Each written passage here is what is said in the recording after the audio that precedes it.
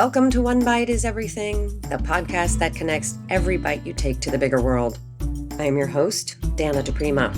Here we talk with all kinds of thought leaders who shape the way we eat, live, and connect. Because food is not just food. It's health and community, politics and economy, all on your plate. After several deep dives into complicated food systems conversations, we are stepping onto a farm. To be honest, it's a relief for me. A farm can be very grounding and focusing. Make no mistake, each farm fits into those complex systems we've been discussing, and each one has its own complexity. But a farm also has a calming cadence, a routine, and as you will hear on this one, a ton of tiny cuteness every Thursday.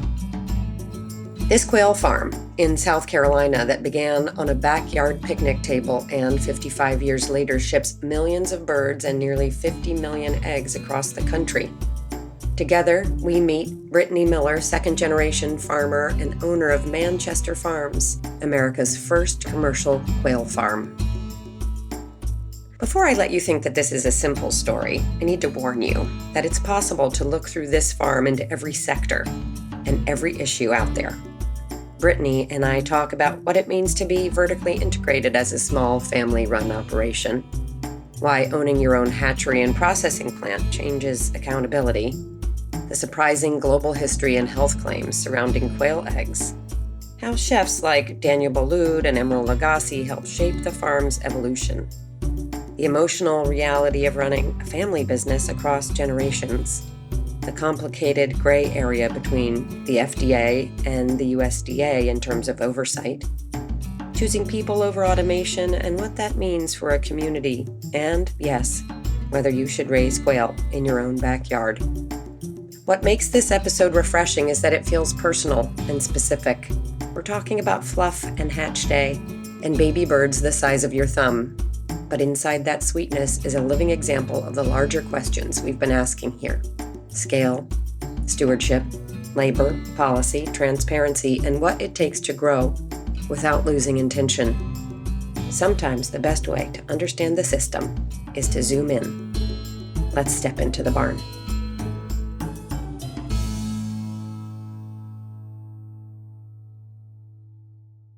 We've been in business for almost 55 years now, so we've got some size and time on our side. It's not a startup farm. And we started in the 70s, and it literally started in the backyard as a hobby. My dad raised quail for his hunting efforts to train his bird dogs, and he got a degree from Clemson in poultry science and was working for Campbell Soup and had those husbandry skills that he learned in college, and his backyard flock grew. So we literally started on the picnic table in the backyard.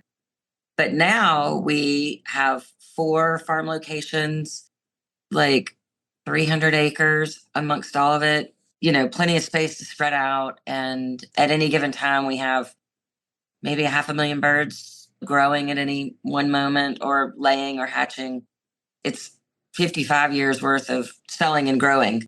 So it's not just your backyard operation anymore. So if I come onto your farm and I'm going to see the birds, are they housed? They are housed. So the baby chick is like the size of your thumb.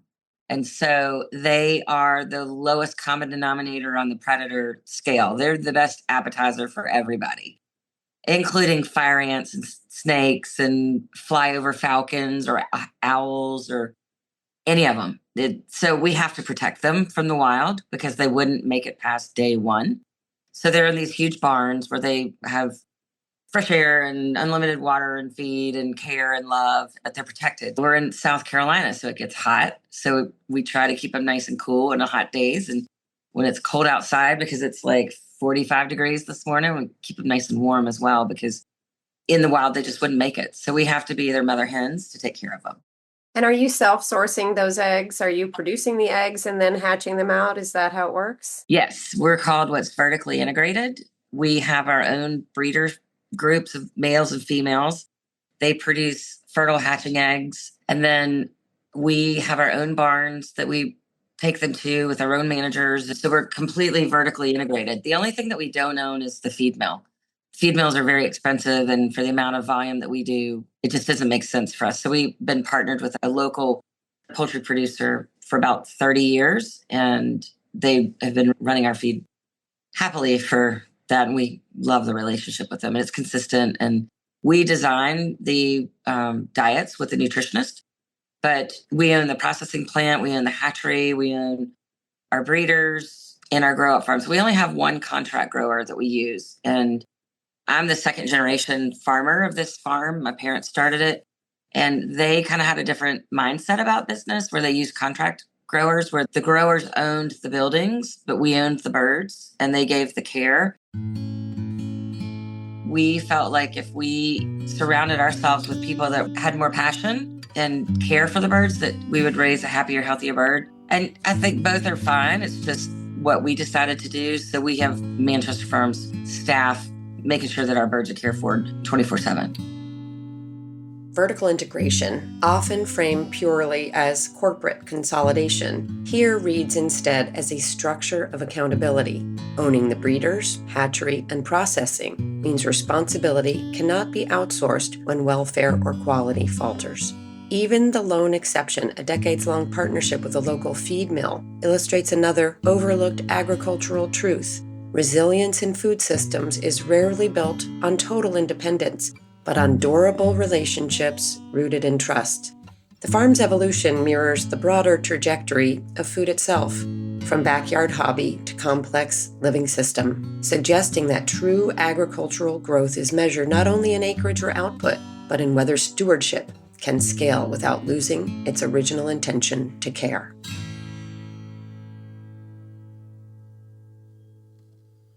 And on the back end, you're selling eggs, you're selling chicks, you're selling processed birds. We do. So we've been in the meat business for 55 years. We started out in retail just selling I call them whole dead birds because they're just not value added. It's like as if you shot them in the wild.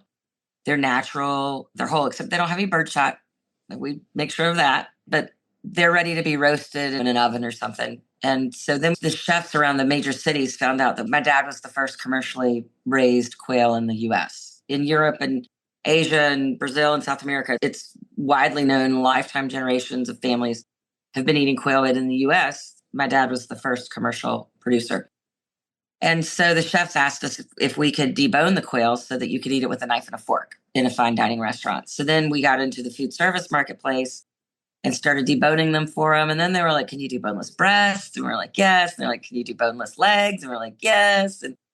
And so our product mix grew with the chef community. And so now we even make handmade appetizers that are wrapped in bacon that you take from frozen and throw them in the air fryer for like 10 minutes or less. And they're divine. They're just such a crowd pleaser. And so we sell both retail and food service on processed birds that are ready to be eaten.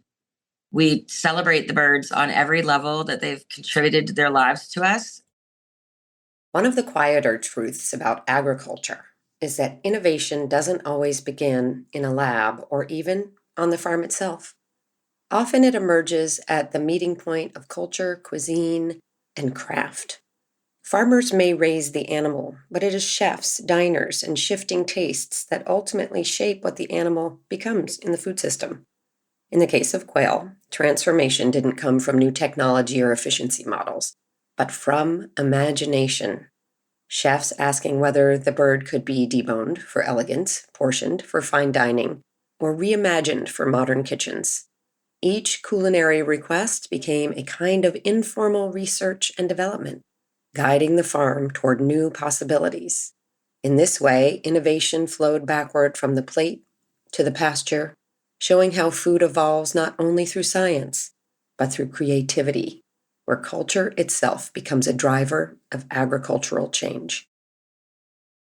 So our layers and our breeders, when it's time for their celebration, we sell them to falconeers. And that's people that have these ginormous birds and they want the birds to eat something like they might eat in the wild. And so we euthanize the quail and they want the feathers and the viscera and everything intact so that they get the full nutritional value as if they were in the wild and the satisfaction of it too.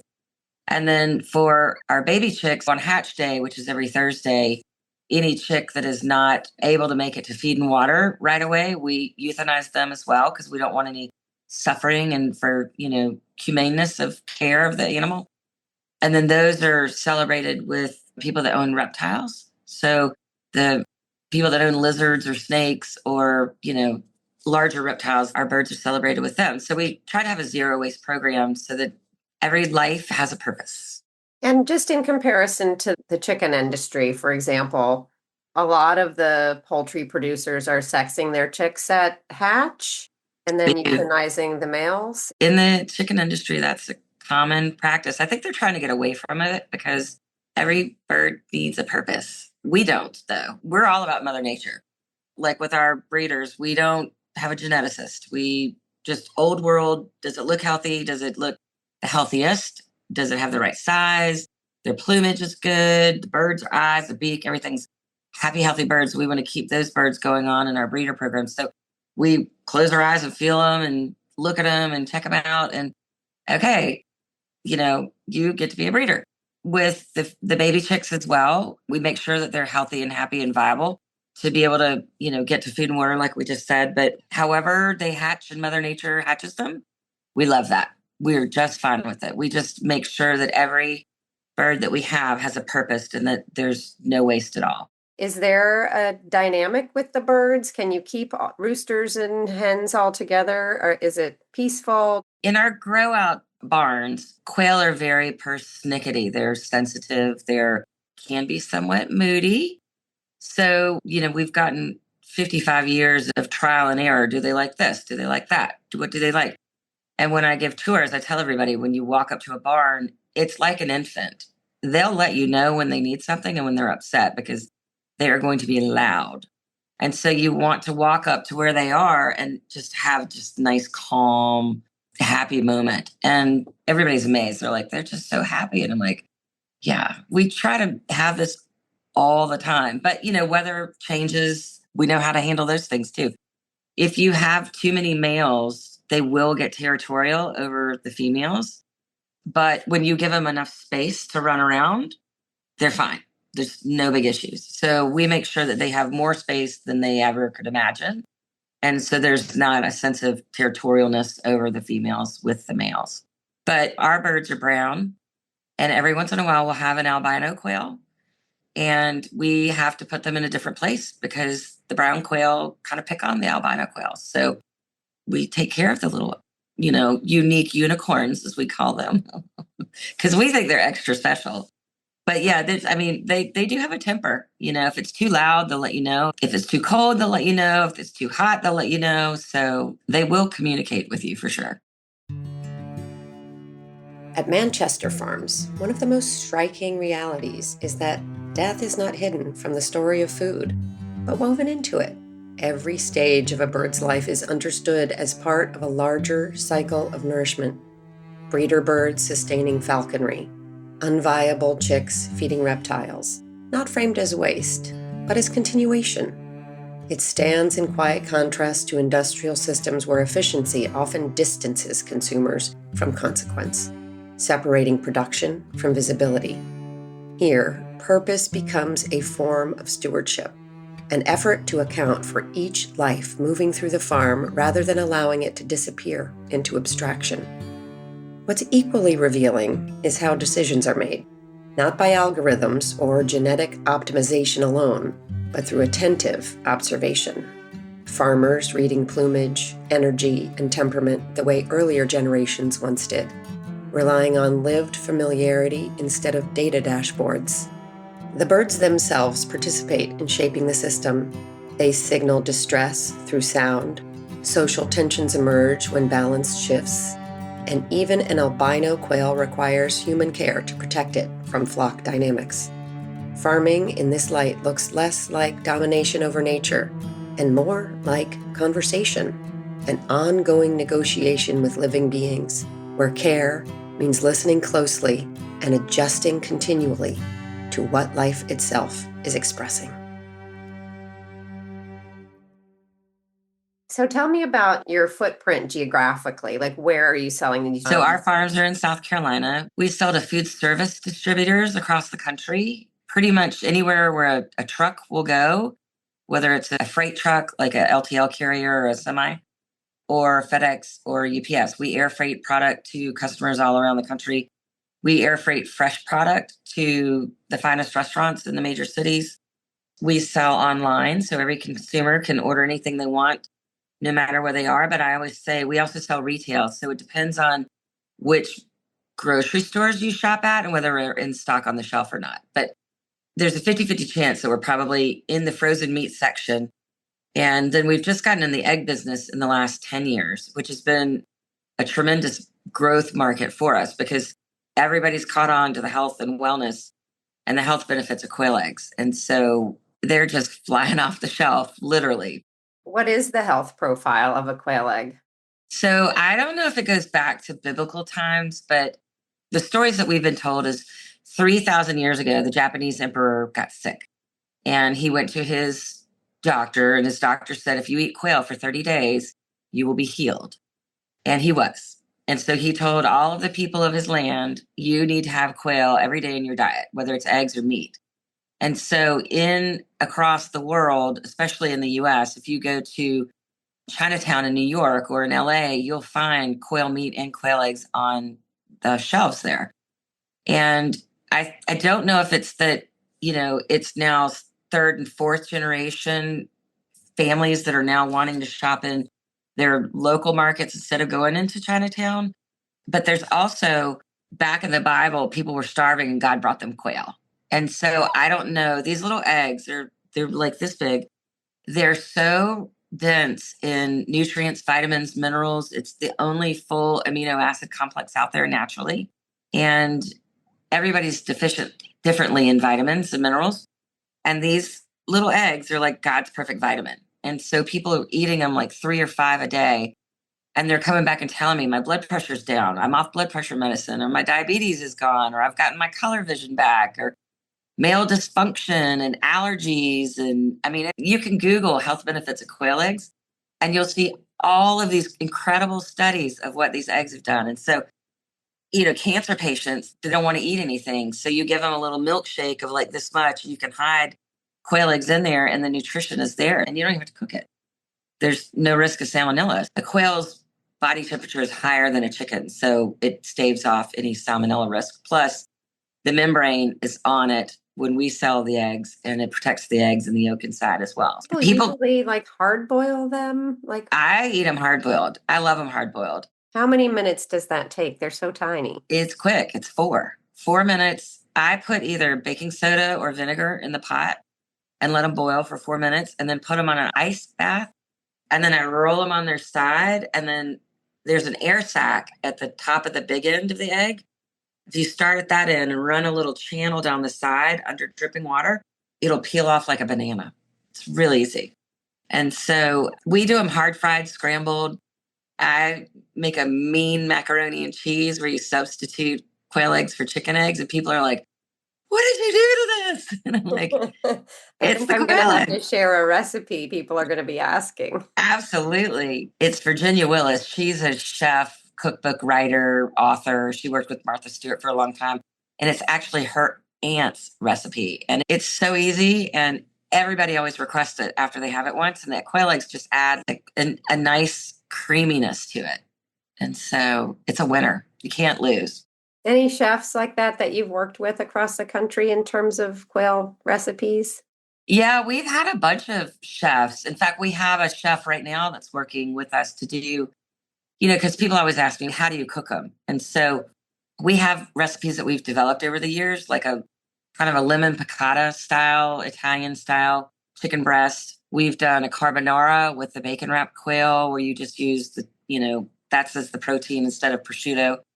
I've asked him to work on like a Latino version or a 5-spice or a Korean version, and that have these same similar compounds like garlic, lemon, soy. But depending on what area of the world you go to, there's that familiarity of ingredients. And so I hope to have those recipes to share with everybody in the next few months. In the trajectory of a 55-year-old farm, right, that started in your dad's backyard and your family's backyard, tell me some of the challenges that you all have faced to get to where you are. Well, the weather has always been our biggest. We live in the South, so there's 4 seasons. And if you don't stay on top of the weather, it could create some issues. But thankfully, we've gotten a really good handle on it. We have alarms on everything now.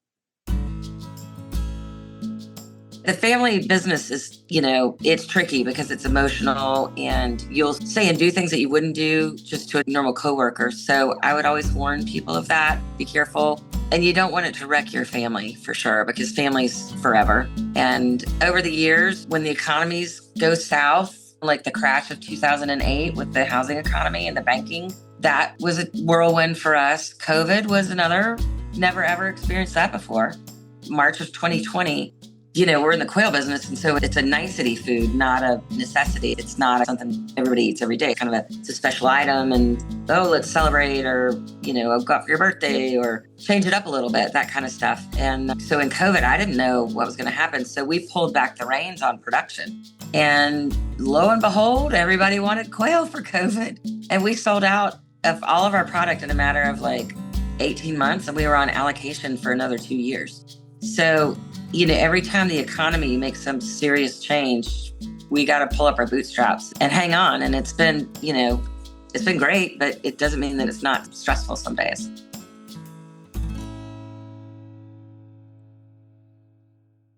Understanding the overall industry that you sit in, you mentioned you're sort of a specialty food. So there's sort of a specialty lane, but you were America's first quail farm. I assume some other folks have moved into that space. And tell me a little bit about this world of special. So we were the first, started in the 70s. And then there's a company from next door that really does more high volume commodity processing.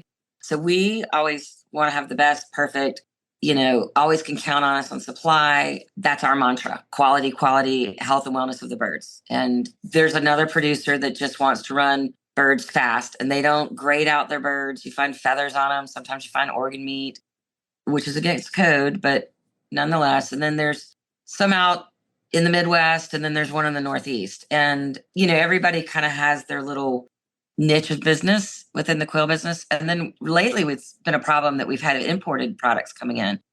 We've had eggs coming into the country that are dirty and have mold on them. And then there's some that come over from Europe that have oil glands on them and organ meat inside it. So it's run by the FDA. And so there's not enough inspectors for FDA to really focus in on it. And in fact, we're trying to work with our politicians to protect U.S. farms. So explain that. The imports are under FDA and you're under USDA? So there's a few states in the U.S. that require inspection. And under USDA inspection, quail are deemed game birds, so it's not required to be USDA inspected. They're considered FDA products. But certain states like California, Texas, Georgia, they require inspected birds. So something equal to USDA. So we operate under South Carolina state inspection, which models after USDA. So we have inspectors on the line every time we run products. And these other places don't. It's a concern of mine because it's not a level playing field and it's not up to the U.S. standards, but they're squeaking in somehow. But we're going to do our best to protect U.S. farmers first. Even though everybody has kind of their own business model, if they will, for the most part, they're following the rules. And how do you go about protecting U.S. farmers then? Because I've heard a lot about labeling, especially with regard to beef coming into the country, where the actual animal can be raised and slaughtered in another country where it's not traceable. And then it comes into this country. And because we butcher it here, meaning we cut it up into parts, then we can call it U.S. meat. Product of USA. There you go. Yeah. When they came out with the cool labeling, the idea was that where you're getting your products from and what farms they're coming from. And the beef industry did have a loophole on that it was the last location that it touched. And I think it's important. Everybody needs to go. We used to do meal kits for a retailer. And so I had broccoli that was coming from Argentina.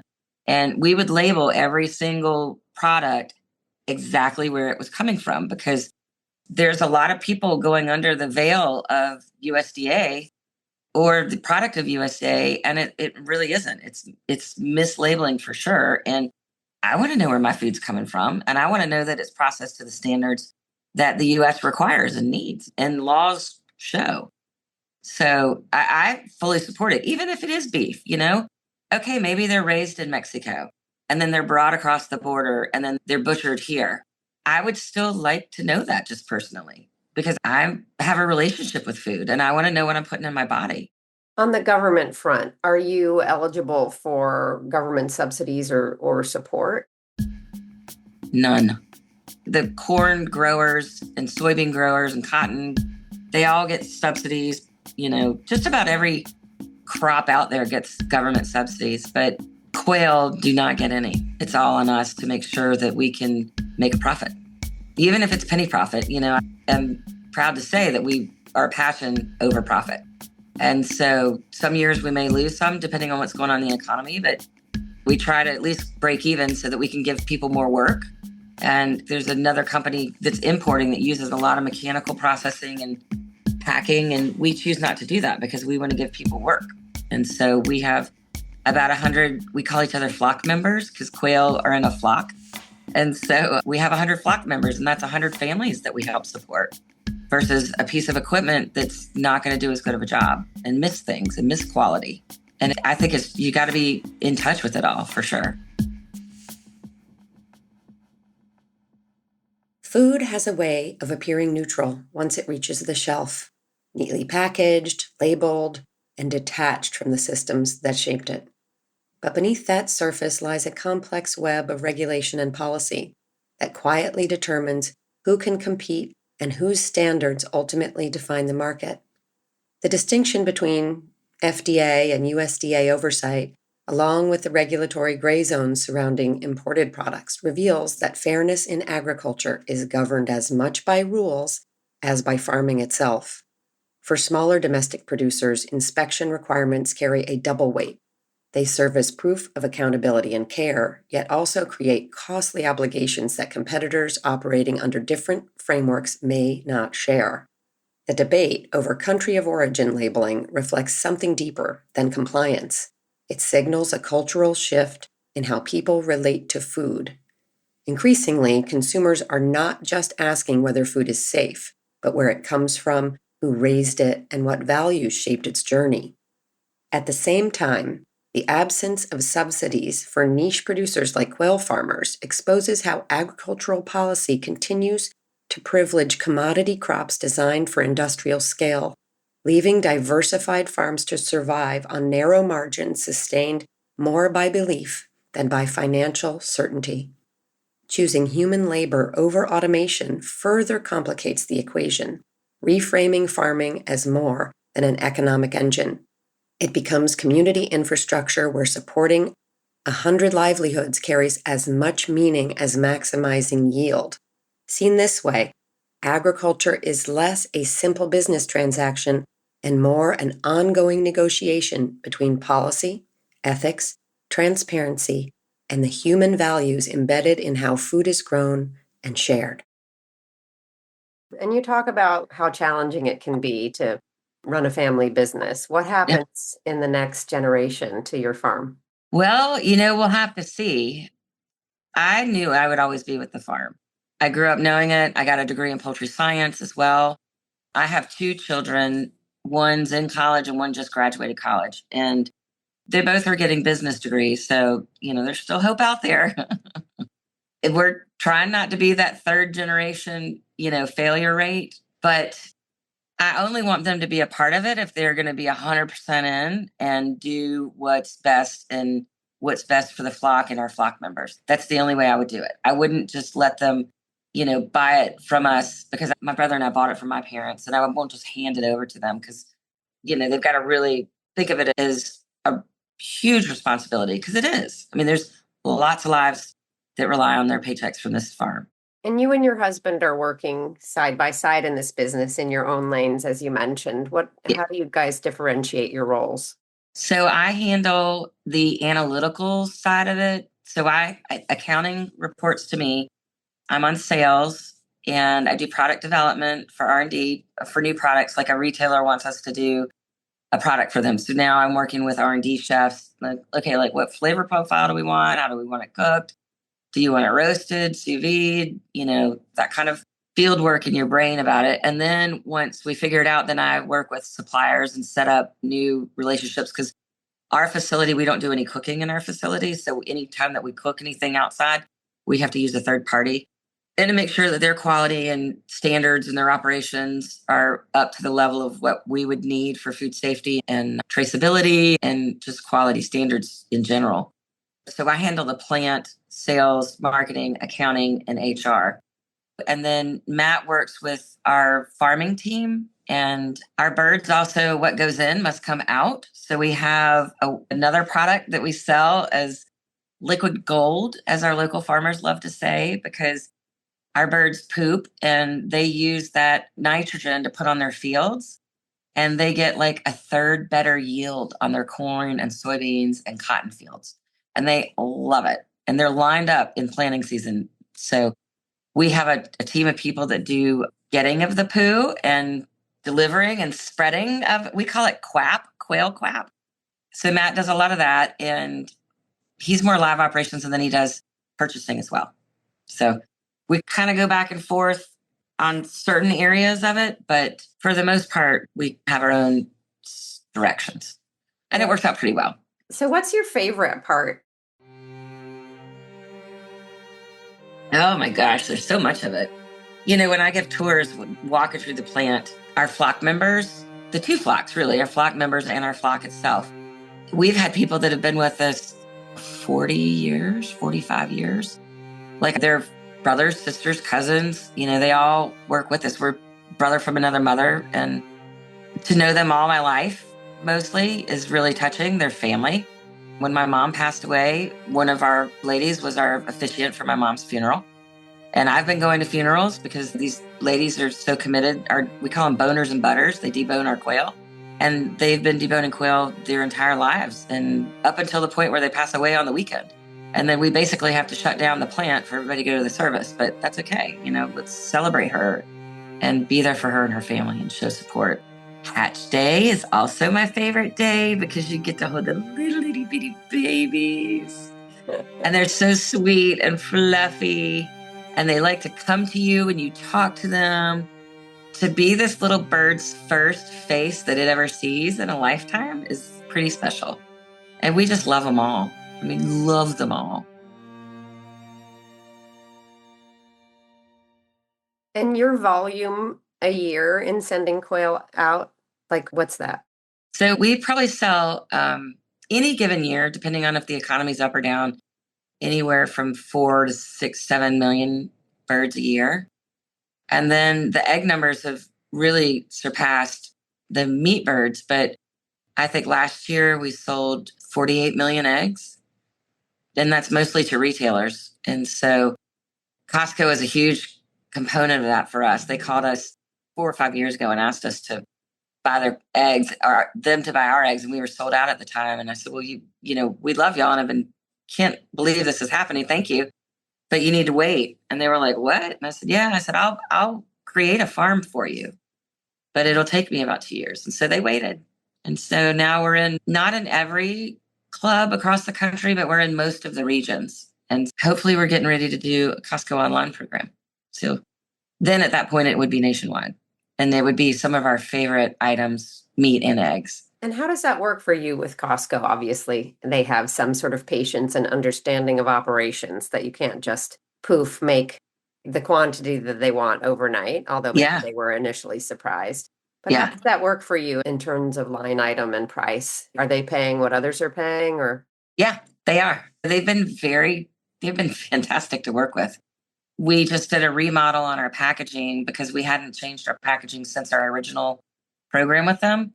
And, at their request, they were like, is there any innovations that you can do since we've started? And so we went back and looked, and we reduced some packaging. We saved some carbon footprint, and we were able to renegotiate our rates with our suppliers because the volumes were so much more than the very beginning. So we were actually able to save $1 a unit for the eggs on the shelf to the consumer. So they're a fantastic partnership. They're great to work with. And, they're all about quality and the best quality for the best value. And that's our wheelhouse. And so it's been a beautiful relationship and we're grateful for them. Are your products out there in restaurants, in Costco, in other retailers and other places that you sell it? Are they out there under your name? Yes. So we do private label for a few customers in California and the Midwest, but by and large, it's under the Manchester Farms brand. Even at Costco, it's under the Manchester Farms brand. It sounds like you've had a really amazing run at this farm when you're just really in on the details and the quality. It sounds really cool. Do you have some lessons that you want to share with folks? When I got out of college, I went to work for a pharmaceutical company and I got a lot of training there. And it was in New Jersey, coincidentally.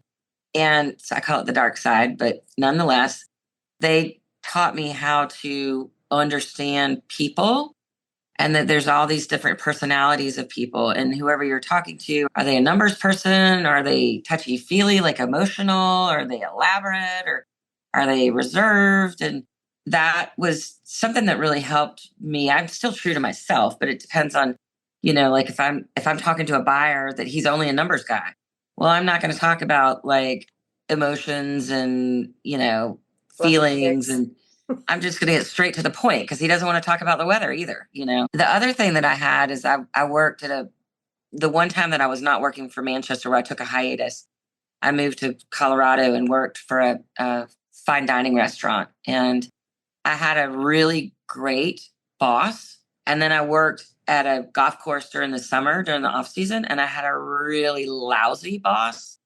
So I was committed to be a respectful coworker. In fact, I tell everybody, I'm not your boss. We are all in this together. It's just that if it fails, they're going to take my house. You're going to keep yours. And I try and walk around like I give hugs at the plant. I know everybody's names and everybody's like, everybody. I'm like, yes, they're family. And so I try to be the best coworker ever and be respectful and kind and generous as much as possible. And when there's a difficult situation, just be as honest as possible as you can. Sometimes it's tough calls that you have to make, but like if we have people that are having an issue at the plant, and I tell everybody, you've got to be willing, wanting, and sober. That's my 3-legged stool to work with us. And if you are any of those three, we'll have conversations about it. It's my job to protect this farm and the 100 families that are in this farm. And I take it very serious as a mother hen role and to make sure that we have the best team to produce the best products. And one thing that I tell everybody is if you don't love what you're doing with Manchester, that's okay. Find your happy somewhere in your life. And I'll even help you find your happy. If you know what your happy is, I'm happy to introduce you to people that'll make you, find this new chapter in life that you're just going to love because it's called life. It's not called work. It's called life. So find your happy in your work. What becomes clear in listening to Brittney speak is that her leadership philosophy reshapes what a farm is meant to be. Rather than operating as a rigid hierarchy, Manchester Farms functions more like a living system, a shared organism where employees are flock members, and success is measured not only in millions of eggs sold, but in the stability and livelihood of 100 families who depend on the work. In this framing, the farmer's role expands beyond production. She becomes a steward of relationships, constantly translating between retailers and workers, animals and consumers, economics and care. The farm begins to look less like a factory and more like social infrastructure, a place where food production and community well-being are inseparable. Growth, then, takes on a different meaning. It's not simply the scaling of output, but the scaling of responsibility without losing the human culture that made expansion possible in the first place. Even the partnership with Costco reflects this philosophy, quietly challenging our assumptions about how businesses succeed. Instead of comprising values to meet scale, Brittney's approach suggests something more counterintuitive, that centering animal welfare and human relationships is not an obstacle to growth, but the very condition that allows growth to endure.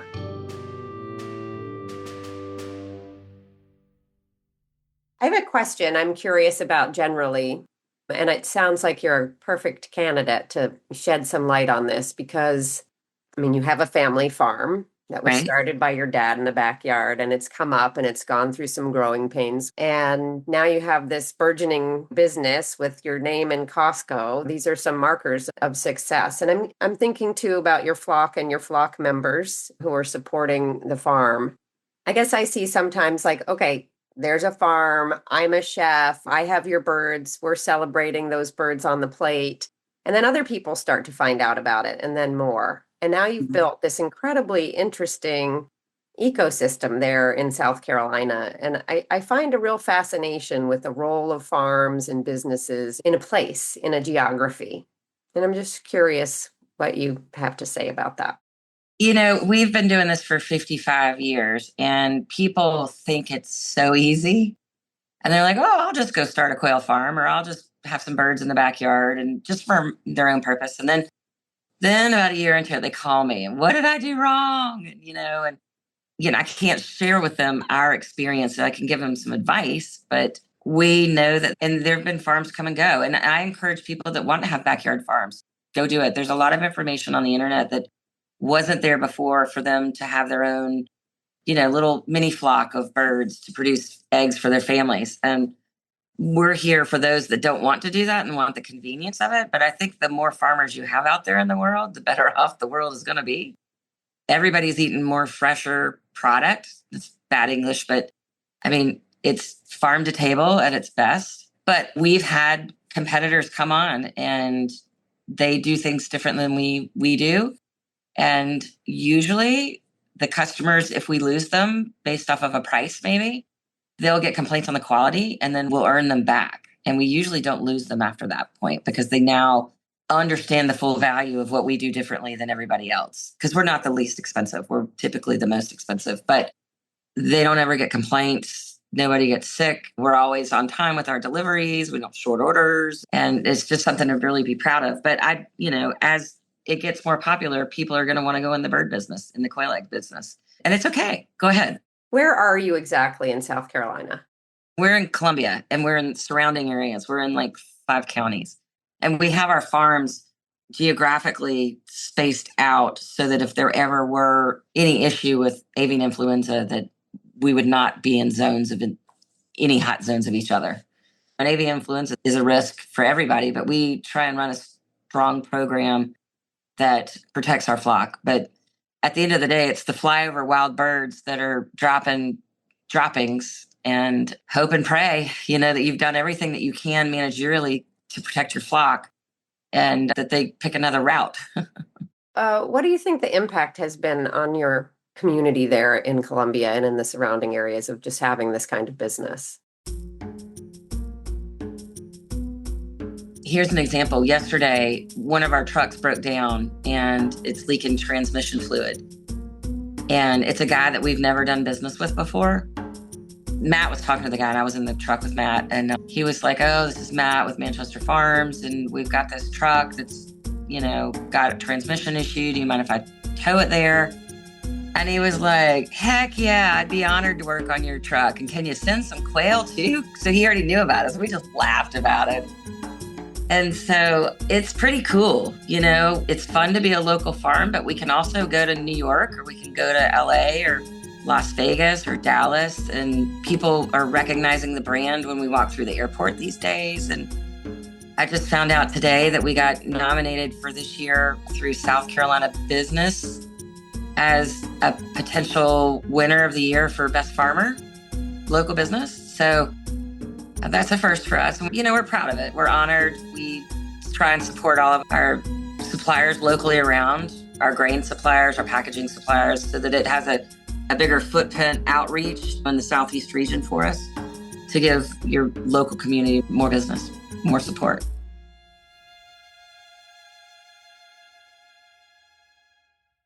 How do people find out about you and besides this podcast?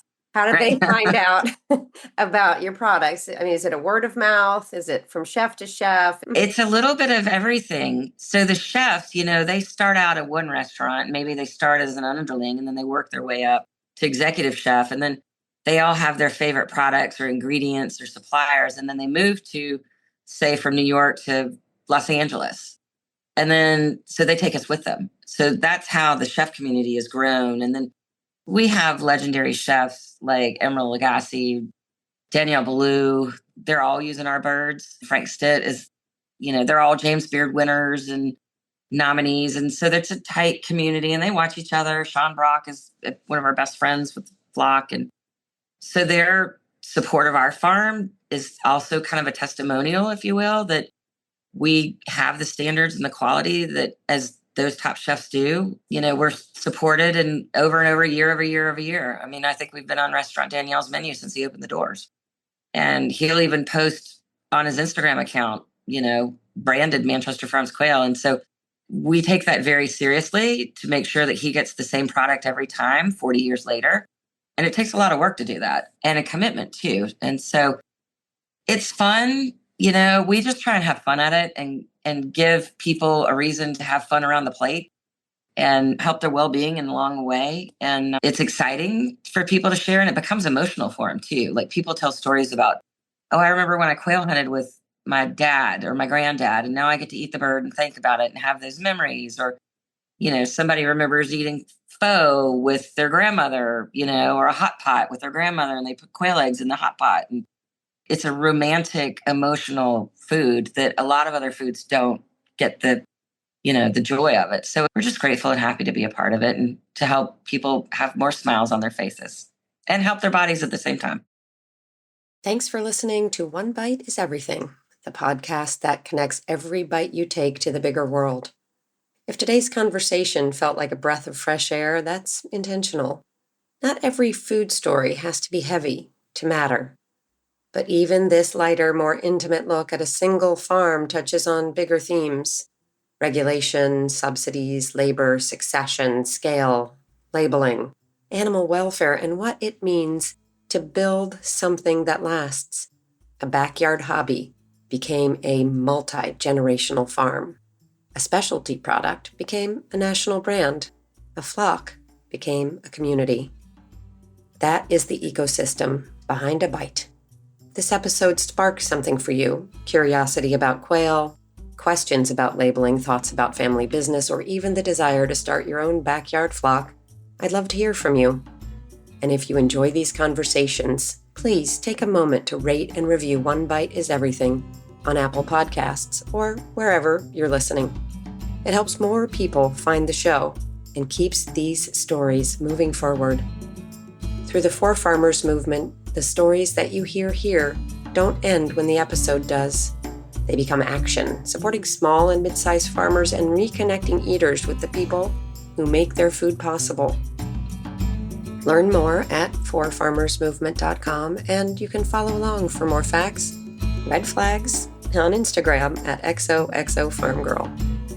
One Bite is Everything is in the top 3% of podcasts globally, with more engagement than 88% of the podcasts on Spotify. With more than 150 episodes, we're committed to bringing you the stories that matter: light, heavy, and everything in between. This episode was co-produced by Sonia Dillon with sound design and original music by Russell Chapa. I'm your host, Dana DiPrima, and I hope to see you here again next week for another episode of One Bite is Everything. Until then, eat like it matters, because it does.